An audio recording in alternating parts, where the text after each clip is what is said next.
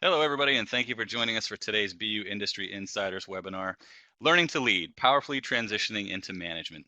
My name is Jeff Murphy, and I'm an Associate Director in the BU Alumni Relations Office, as well as a proud alumnus of the BU Questrom School of Business. Today's webinar is sponsored by the BU Alumni Relations Office and is offered to our 321,000 alumni around the globe. Throughout your career, BU is committed to helping you define and achieve your professional goals. We aim to do this by providing alumni with access to a series of valuable online tools and social media communities. It's important that we get your opinion on how we're doing, so we very much look forward to receiving your feedback via a survey that will be emailed to all of you later this afternoon. Today, I know we have alumni joining us from faraway places like London, Japan, Hawaii, Washington, D.C., Austin, Texas, Chicago, Atlanta, and as always, dozens of Massachusetts alumni from towns like Gloucester, Charlestown, Belmont, Wellesley, Quincy, Dorchester, and more. For each and every one of you out there, please know that we really do value your opinion on this and every program that we offer. Before I introduce today's speaker, some brief housekeeping notes. As you know by now, this meeting is being hosted on the Adobe Connect online meeting platform. If you experience any trouble with the audio or visual portions of today's presentation, I'll ask that you please contact Adobe Connect directly. And if you want to grab a pen or pencil, I can give you the number to call them. It's 1-800-422-3623. Today's presentation is being recorded and will soon be made available for on-demand viewing on the Alumni Association website, which you can find at www.bu.edu/alumni.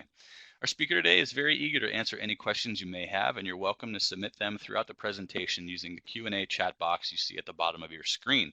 We hope to get to as many questions as we can during today's webinar. Now it's my pleasure to introduce our speaker for the day. Presenting from Pasadena, California is College of Communications alumna Amber Nelson. Amber is the president of Lingo Consulting, a marketing strategy and communications firm dedicated to helping clients find the right words and the right platforms to connect with their audiences. Since 1997, she's consulted for companies such as General Mills, Kaiser Permanente, Transamerica, Target, the Disney Channel, and Nestle, as well as nonprofits including the United Way, the American Heart Association, Planned Parenthood, and Big Brothers Big Sisters, and a number of small businesses. She publishes a weekly column on LinkedIn and also writes for publications including Pasadena Magazine, California Forward, and the Southern California Latino Policy Institute. In 2015, she launched TEDx Pasadena Women and continues to contribute to gender parity through her works with Take the Lead, a global women's leadership organization. Amber has delivered keynotes and conducted trainings and workshops for the Pancreatic Cancer Action Network, the Society for Financial Service Professionals, the National Association for Senior Move Managers, Pasadena's Commission on the Status of Women and Girls, Transamerica, and more. We're very lucky to have Amber back doing her second webinar for BU today. She's actually our all-time most viewed webinar presenter. Her previous webinar for BU was titled Effective Communications for Women in Business, Navigating Your Top 3 Communication Traps.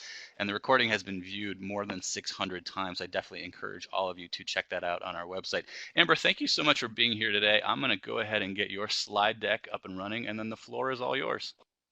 Great. Thank you so much, Jeff. I'm excited to be back again. And I just want to point out that although that first webinar was Effective Communication for Women, it's actually applicable to anybody who works in a business environment and needs to conduct themselves in a professional manner. As you probably heard there, my background is in communications, and that's the lens through which we'll be addressing powerfully transitioning into management. But before we get started on that, I want to know a little bit about all of you who are here with us today. So Jeff, if you don't mind putting up our poll, we'd like to know how long you have been in management. Started and maybe there for just a year or so, 2 to 5 years, 6 to 10, or more than 10. So we'll give you just a moment to weigh in on that so we can have a feel for who is on the line today.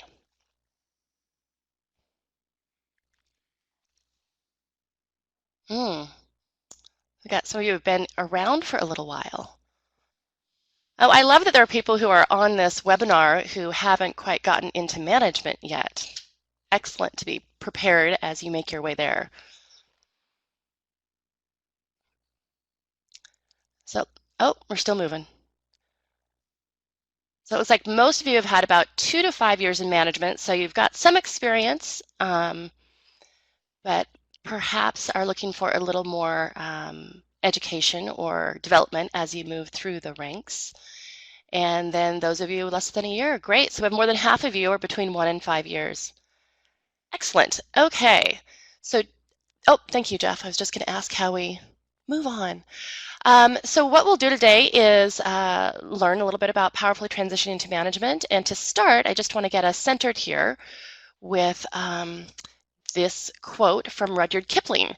Words are, of course, the most powerful drug used by mankind.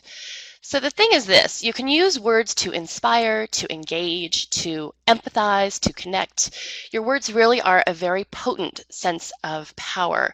So this is the lens through which we're going to approach all of the discussion today. What we're going to cover in Learning to Lead is we'll look at the differences between managers and leaders, identify your strengths, help you think through how to define your best version of power, how to use your strength as a leader, and then how to, we'll introduce some ways in which you can leverage your history. So first, let's look at the difference between managers and leaders. So for those of you who are managers, you know that the task or the job of a manager is pretty task-oriented. You have a set of things that you need to accomplish in your work. It's probably skills-based. You probably deal with processes, methods, calculations. You have a certain degree of authority, and you need to tell others what it is they need to do or how they need to do it. There's more of a push approach. Here's what we're going to do. Now go out and do it. It's often about maintaining the status quo, making sure that the boat is not rocked too terribly as you move forward. Now, you can do all of those things without being a leader, without exerting your power. But if you look over to the other column, take a look at what it means to be a leader. You are people-oriented. You're really looking at behavior as much or more than skills. Skills can be learned, and behavior has to be nurtured a little bit. A leader inspires. They are often visionary. They are able to listen to those who they direct and who they guide, and listen to the greater field to understand what the next steps need to be. They motivate. They often do more asking than purely telling. They use a pull approach. Come on, let's go this way. They are often at the front of an objective or leading others to a target. And they're often risk-taking. So if you take a look there at that Venn diagram in the middle, if we're going to say that leaders are in that sort of periwinkle color and managers are the light mint green color, you can see where they overlap in the middle. And that's the place I'd like for us all to get today. To understand that space in the middle, that little football shape there is the place where you are not just managing, you are powerfully managing. You're being a leader within your management task. So that's where we're going to try to get today. And we can look, if you don't mind, Jeff, can we take a look at the next poll? This one's a write-in poll, and the question that we're asking is, what do you think is the most important quality for a leader to have? So it might be a little tricky because you only get one answer, but don't worry too much about self-editing. Whatever comes to mind first is what we're looking for. Absolutely no wrong answers here. And Amber, oh, these are great. You can see them coming in? Okay, perfect. I can see them coming in. I see EQ was the first one that popped up, and a lot of these fall under EQ. For those of you who don't know, EQ is emotional intelligence, and things like being motivational, respect, inspiring, approachable, all of those things, lead without talking down, all of those things fall within the emotional intelligence umbrella, which basically is being able to use situational tools to read a room, to understand what those around you need, and to respond in an appropriate manner to move the discussion forward. So here I see, and Jeff, everyone can see these, right? Yep, they should be able to. Great. Okay, I'm just going to scroll through here real quickly. Respect, motivational, inspiring, approachable, accountability, lead without talking down, fairness, motivates, encouragement, patience, compassion, role model, vision, inspiring, wanting people they lead to be happy. A couple of EQs there. Motivational's been brought up more than once. Empathy, vision and patience, good communication skills. You know, I like that one. Role model. These are great, and these are absolutely in line with what we're looking at in terms of manager versus leader. This really is taking the big picture into account, and that's what leaders do. Thank you for that. So we can go ahead and pull that one down, Jeff, and we can move on to identifying your strengths. So in order to transition powerfully into management, you have to understand what your power actually is. Where is your strength? Once you know what those muscles are, you can figure out how to flex them.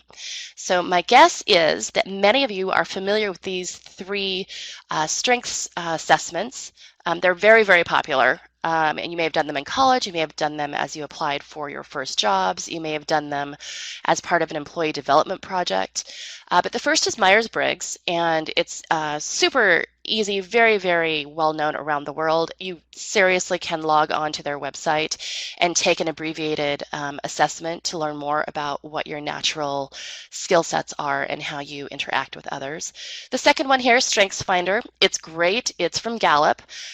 You really can just go out and buy this book. You could order it on Amazon right now, read through it, and they have an online assessment for you that will help you understand what your strengths are and kind of where your sweet spot is in terms of your leadership abilities. And the final one I've talked about here is DISC, and it again is widely used, something I highly recommend you looking into. If you have not done any of these, I cannot encourage you enough to do so. It's really hard to leverage your strengths if you're not really sure what they are. So these are external assessments, having someone else tell you based on your answers what your strengths are. But there's another way to look at what your strengths are, and that is through observation. It's one of my very favorite ways to figure out where your power is in an organization or within a group. So the trick here really is just to stop and listen to how people talk about you. How do they introduce you? How do they describe you? If you overhear something, how is it that they are talking about you? There's huge power in knowing what others say about you. And one of the best ways to figure that out is to simply listen, spend time listening to how they talk about you. And then you can figure out whether that's how you want to be talked about. And we'll get into implementing this a little bit later, but think about how people are talking about you and if that's actually supporting your power in management. I've put together here a short list to help guide your observations. So this is a little bit about you and a little bit about what you're listening for. What do you love to do? That often can help inform your sweet spot, or what you're really, really great at, where you will find your power. What are you great at doing? Now, oftentimes we'll have a skill set, something that we are really good at doing, and we don't like it. So these are two different things, what you love to do and what you're great at doing. What challenges you? And when I say what challenges you, I mean what challenges you to bring your best self, not what challenges you and makes you want to completely give up and go home.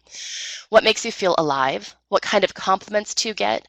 That's a huge indicator. The compliments you get and what you regularly get thanked for are huge indicators of how others perceive you. What are you often called on to do? Again, when people come to you, it means that they think you're good at something. And we'll talk again a little bit later about how you can transform.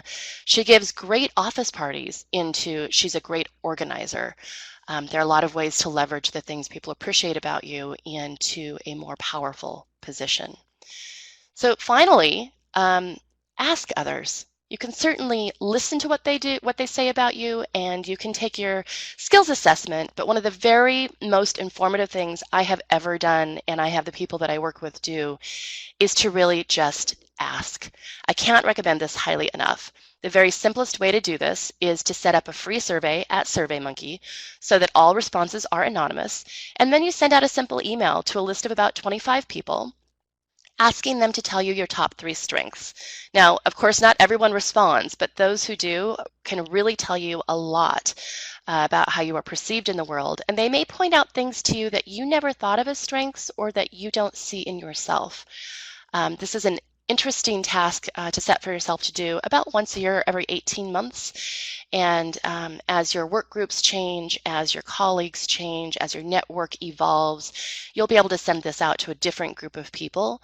And just a note on the language in terms of asking people to do this for you, when you frame it up as I'm working on becoming better at what I do, and I need to know how it is you see my value, it comes off a lot more strongly and powerfully than to say, I'm not quite sure what I'm good at. Would you please help me figure it out? So even here, words can make a huge difference in the way that you are perceived and the kind of response that you get. All right, so once you know what your strengths are, you have to decide how to use them, how to engage that power in your role as a manager. So there are two basic approaches to power. There's a traditional approach, which is this power over, and there's a more emerging approach, which is power to. And all of those words that I saw you use to describe what a good leader does, that's really indicative of power to. The power over is an older model. It's about making others do what needs to be done, taking a more authoritative approach, and it suggests that there's a limited amount of power available, as in, I have power, so I will give none to you because I need to be in control of the situation. Power to, conversely, is inspiring and empowering others to do what needs to be done. It's about solving problems and innovating. It suggests that there's an infinite amount of power available. So in order to do a quick little assessment for yourself of which power you are most aligned with, look back and think about when you feel most powerful. It could have been a work situation, a home situation. Consider when you have felt most powerful and most able to make things happen. So hold that for a minute and assess whether that's more of a power over or a power to kind of power. And then think a little bit about where you struggle the most in embracing your power. And as a new manager, it may be asserting yourself. It may be finding the place where someone who was your peer is now a direct report. But think about where that struggle is for you. And as we move forward, you'll be able to find some ways to start to deal with that struggle. So to transition powerfully into management, what you really need to do is serve as your own leader. And when we talk about leadership, I want to point out that you can lead every way in any way every day. Leadership doesn't come from what someone else gives you. It comes from how you conduct yourself, and that's where you find power. So first what you're going to do is define what you do. So it could very much just be your job description. This is my job, this is what I'm supposed to do. But then it gets a little more personal when you look at how you do it. This incorporates all of your strengths, your connections, and all of those kinds of secret ingredients that make you, you. You'll learn a little bit about those through those assessments we discussed. And that's what will help you frame up the story for yourself about how you do what you do. And finally, think about how the way you do things makes a difference. It's really that difference that holds your power. Chances are there have been people in the role you're currently holding before you, and there will be people after you. And the trick here is to figure out what difference you make. Having this bigger vision can help you really work within your power range as a manager, and it will motivate you when things start to get a little bit rough. Knowing how you make a difference helps keep your eye on the long-term goals and helps keep you powerfully moving forward. So now that you have this outline of how you'll be making a difference, let's look at implementation, starting with terms. So the fact is this: we're all going to be defined or branded, and others are going to see us how they choose to see us if we do not define the terms first. So the choices are, let others define us, or we can define ourselves. And usually the person who defines the terms will win whatever the debate may be.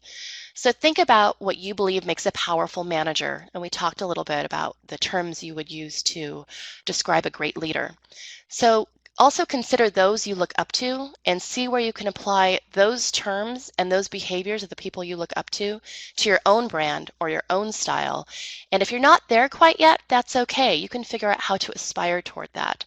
So if it really is, I am a motivating leader, or I listen to others, or I have vision, it's something that you can work toward if you don't currently have it. But it's something to really consider when you go to introduce yourself, or for example, when you go to write a bio for an employee publication. But the way you talk about yourself tells others how to talk about you.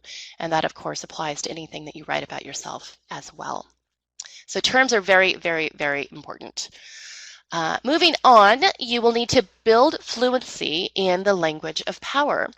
And what that means is that you have to be the leader. Before you start any conversation that is going to demonstrate your power in your management role, you need to develop some intentionality. What is it you want to have accomplished at the end? That's how you get into the language of power. It's often useful to use simple declarative sentences. I'm going to start the meeting now. I want to create a plan to do X, Y, or Z. It's important to avoid ending your sentences with a question mark. That takes away your authority. When you say, I'd like to start the meeting now, you're essentially asking for permission. And as a manager, as a leader, it is your job to guide others to the end goal, not your job to ask their permission for leading them in that direction. Occasionally, as a new manager, something that might happen is you will suggest an idea in a meeting with lots of your peers and perhaps those you report up to. And it might be that people don't take up your point right away, but a few rounds later, someone else is suggesting the exact same thing. And I want to make a point of letting you know that the way you handle this is not to stay silent and is not to fume. When someone else takes your point and makes it, you can go back and reclaim power by thanking them. You can say, thanks, Sarah. That was a great way to explain my idea. Something along those lines to get yourself back on equal footing and to, in a not aggravating way, get yourself back into the place of taking credit for that point. We absolutely need to stop apologizing. This happens very often with new managers. You may have been colleagues with someone in the past, and now you need to ask them to be more accountable or to turn in a report, or you have to point out behaviors that need to be addressed. The way not to do that is to say, I'm so sorry, I have to ask you to come in on time. The way to do that is to say, hey, I noticed that you've been late a couple of days this week. It's really important that you show up on time. The company has a policy that says X, Y, and Z. Those declarative sentences will really help accentuate your power in your new role. Finally, I'd suggest that you ask for whatever you want by name. So if you want people to schedule a meeting for Tuesday afternoon, say that. Don't ask for a meeting to be scheduled when it's convenient for everyone. You will never get to that place. Being very clear about what you want is going to help you get to the path of getting what you need. So all of those are pieces that are important in terms of learning the language of power. I would also caution you to use the appropriate verbs when you are leading others. We use these 4 words often very interchangeably: think, believe, feel, and know. When you think something, that's sort of an idea you have. When you believe something, you have some faith about an idea. When you feel something, it's a very emotional connotation. When you know something, you have facts to back it up. All of those can be used in powerful ways, but it's being intentional about which word you choose for the point you're trying to make. So be very careful about think, believe, feel, and know. Based on this primer here about the language of power, I would love to put up what I think is our final poll and ask you how fluent you feel you are in the language of power. So you might still be learning, you might feel pretty proficient, or you might have it all nailed. So I'll give you a few minutes to weigh in there. At the moment, most of you are saying you're still learning, and I want to applaud you all on that. There are a lot of folks who don't understand the value of language and don't understand how important that is to how you are perceived by others. And the way you use your words is huge in the way you're perceived by others. So for those of you who are still learning, there are great resources out there, and one of the very best things you can do is what you're doing right now, which is starting to become aware of how you use the language you do use. So we've got about 70% who are still learning, and about, we've got a smaller percentage who are fluent, and the folks who are proficient looks like we're at about a quarter. And that makes a whole lot of sense for those of you who are transitioning into management. Great. So now that we've talked about that language of power, let's talk about what it really looks like. One of the things that happens with new managers, or those who are not super comfortable in their leadership role, is they wait for others to start the conversation. They ask for permission. But what's really important as a manager is it's your job to start the conversation. It's your job to set the agenda. That means certainly you can assess for a little bit of consensus about what might need to get discussed, but it's your job to say, here's what we need to talk about, and this is the route we're going to take to discuss it. And within that route, you open it up to other points of view and other perspectives. One of the elements here is that it is your job to say the first word. So when you need to have a tough discussion, as the manager, you're the one who needs to start that discussion. At the same time, it's important for you to say the last word. And the last word can simply be, I'm so glad we had this conversation. I'll check with you on Tuesday to see what's transpired. Or the last word might be, great, I'll look for your report on Friday afternoon by 3. It's important for us to set up the guardrails for how those we are managing perform their work, and that's part of being a powerful manager. It's also important for us to guide the discussion, which comes from an agenda. Often an agenda does not have to be the formal printed out agenda. It can go back to that intentionality that we talked about with the language of power. What is it that you need to get out of this discussion? And the agenda can simply be something that you know for yourself. You know what the point of this conversation is. So the other part I want to throw in here that not everyone thinks about is you actually can start positive rumors. There's an excellent example. There's a woman named Carla Rogers who has a book called Carla's Pearls. And one of the things that she's done, she's a Wall Street woman who's made amazing progress and has been incredibly successful. But one of the things that she's done and she talks about in her book is that she was on an elevator listening to how others spoke about her, and they weren't using words that she liked so much. And the next time she was on an elevator, she had a conversation with one of her peers that she had set up in advance and talked about what a tough leader she was. And the people in the elevator actually heard that. And she repeated this little script a couple of times in different environments, letting others know that she was a tough leader. And she knew she had succeeded when she overheard others a couple of months later talking about what a tough leader she was. In her field, it's important to be tough. In your field, it may be important to demonstrate other kinds of characteristics. But in terms of starting the conversation, I would suggest that you don't have to follow all the rules all the time. And starting a rumor that benefits the perception of your power as a manager, if you do it tactfully and carefully, it could be a great tool for you to establish your power as a manager. One of the other things that's super important is to know your history. As a new manager, sometimes what happens is we forget where we came from. So when I say here, look at your history in terms of the facts, take a look at your resume. We don't always look at them from a third-party perspective. Where did you come from? What kinds of things have you accomplished and where have you gone? What have you really achieved? Some of the other things that help in terms of looking at the facts are if you have a LinkedIn profile, look at the kinds of endorsements you're getting. Look at what people appreciate about you. And that can help bolster your internal sense of power and capability. And also, you know, that LinkedIn or that SurveyMonkey that I mentioned, that can help you as well. Letters of recommendation, perhaps, that you've gotten can also be used in terms of the facts that got you where you are today. Your perspective. So there's your perspective. I'm not sure how I got here. I've only been at this company 2 years, or maybe I can't believe I'm not in senior management already. So there's a lot about your perspective that is important to assess and to really right-size it based on the facts. The third one here is intention. What are you intending to do? What have you been working toward for your career, and how is it you have accomplished that?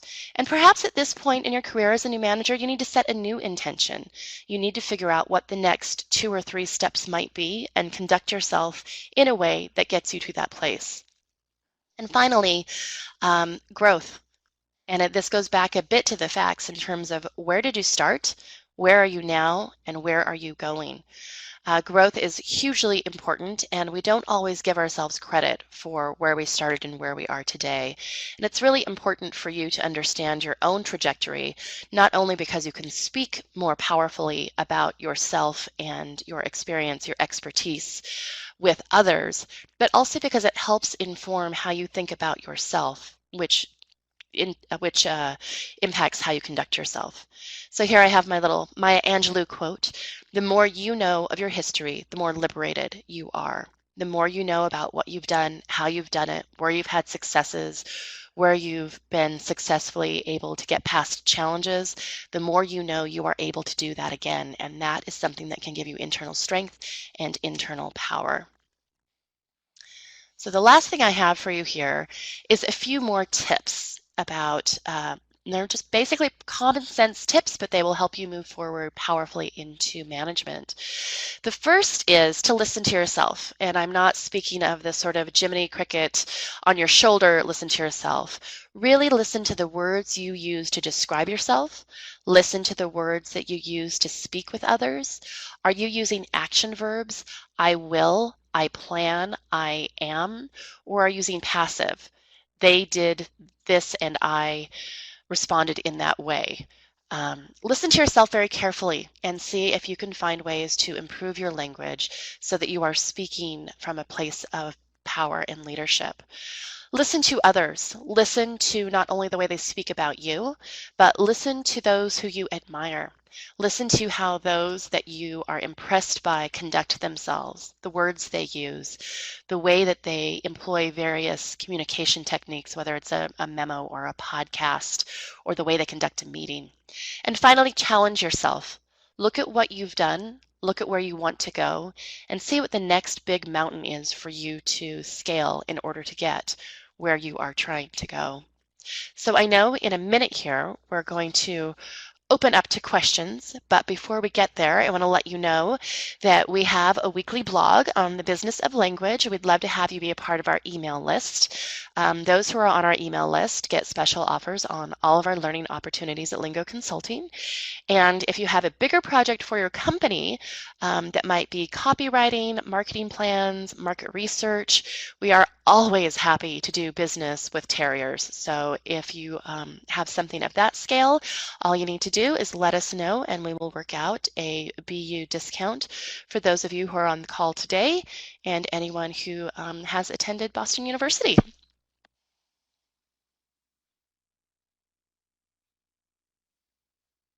So I think Jeff will be opening us up here in just a moment to questions.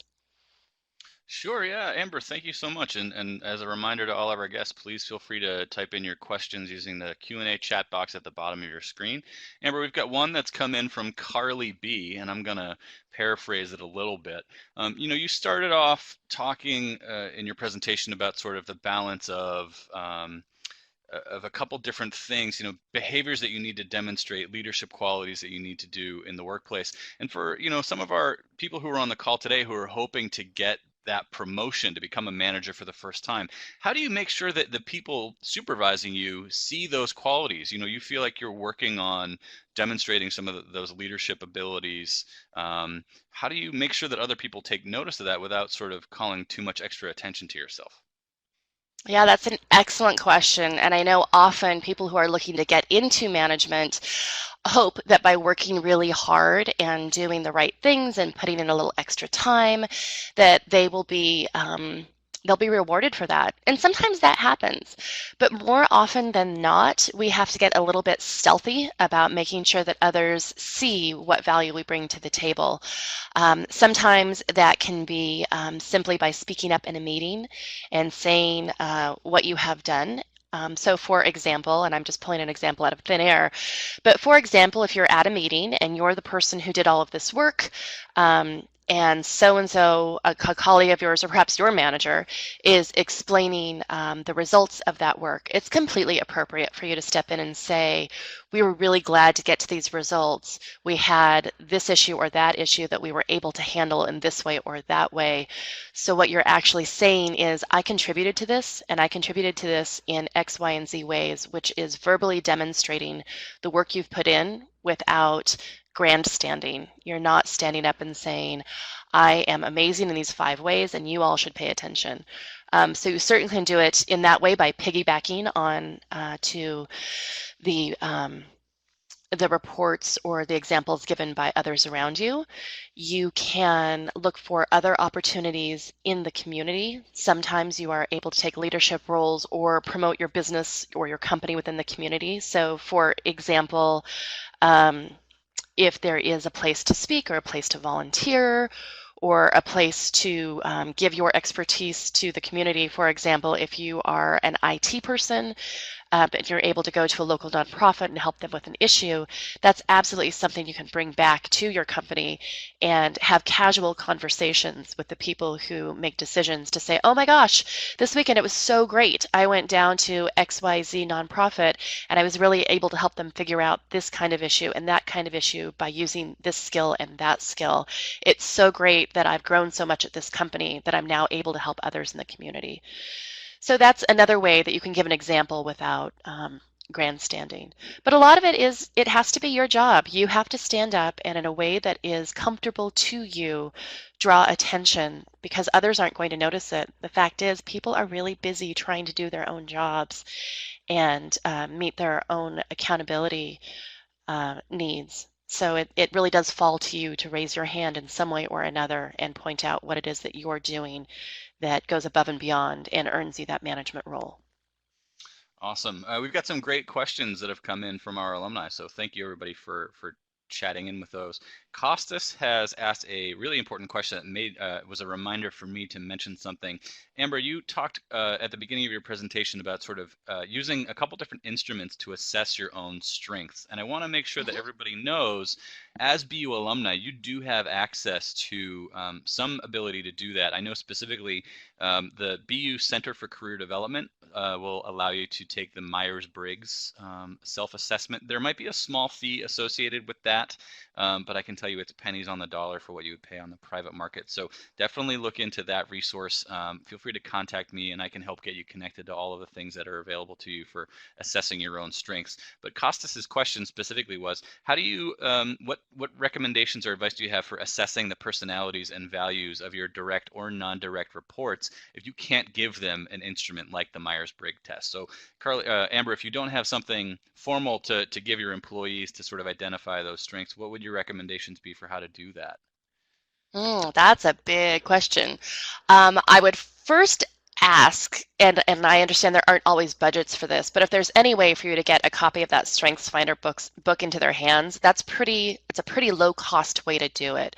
So I'm not sure if in this case cost is the issue or if it is an organizational structure that prevents the assessment process. If it's cost, really take a look at StrengthsFinder 2.0. It's great, low cost.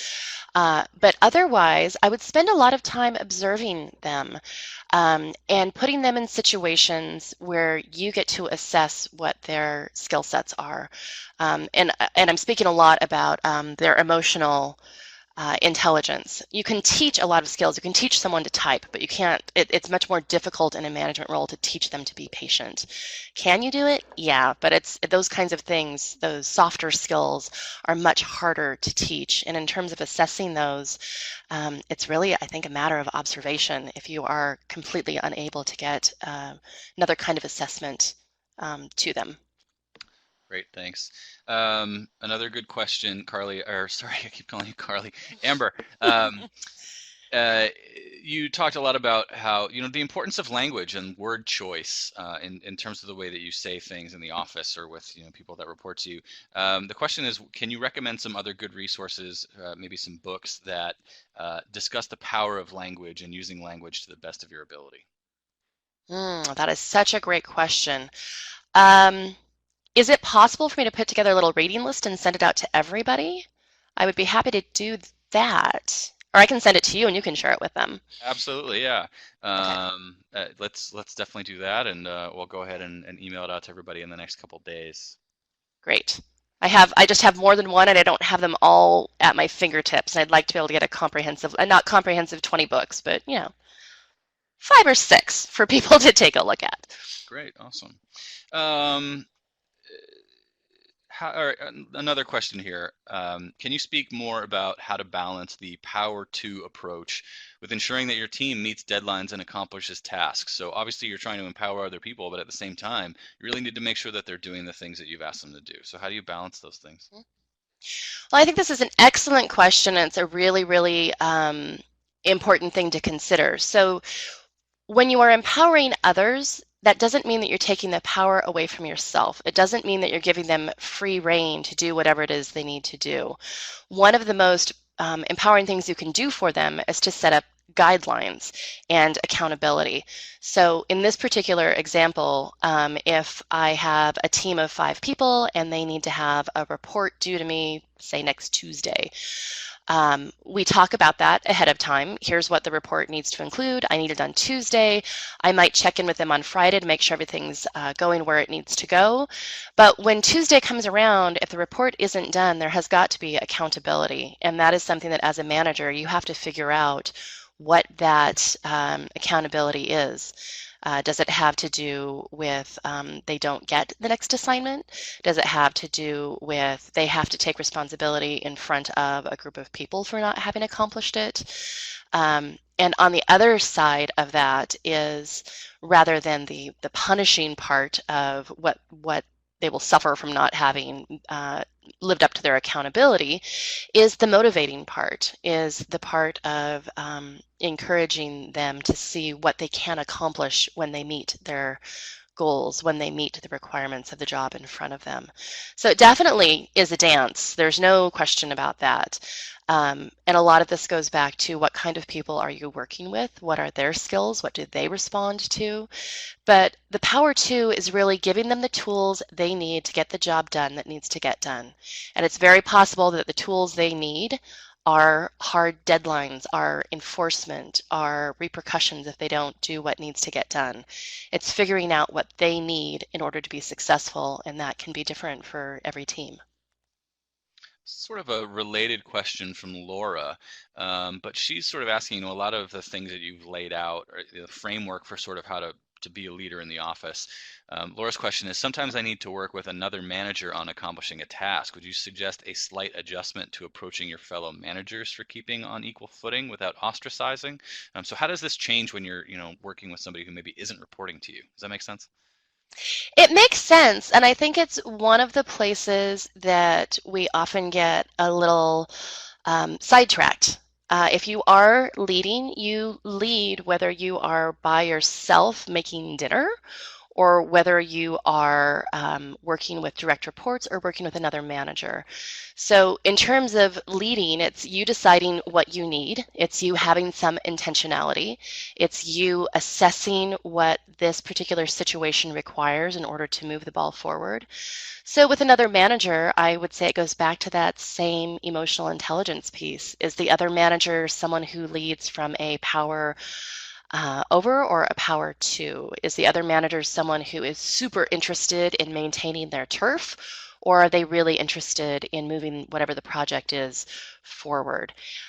In all of those cases, when you know yourself, when you know what your strengths are, you will know how to approach every one of these situations in a way that's authentic to you, and that's where the real leadership comes in. That's where the real power is. When you know what you have to use, you can figure out how to flex it in a variety of situations.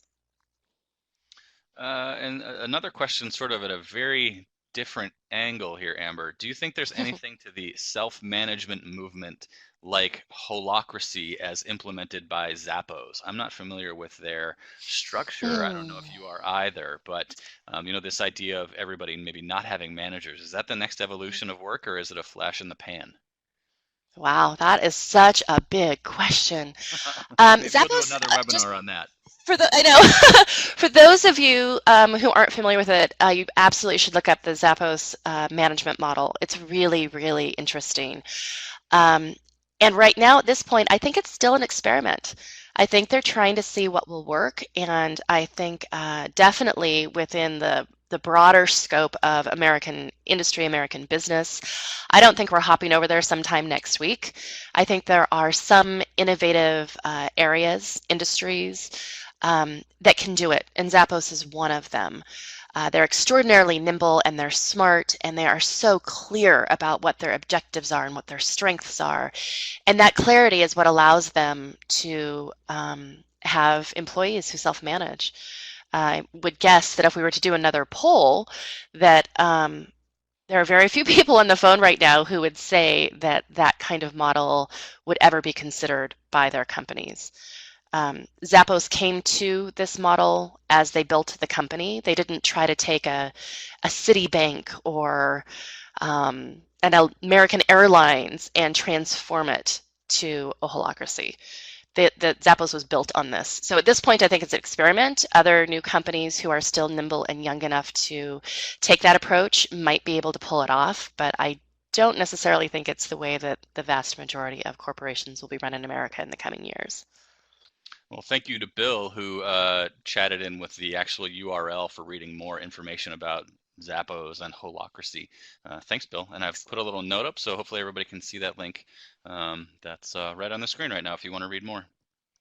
Well, and I would just add in, yeah, I just want to add in that this is one of those corporate culture questions.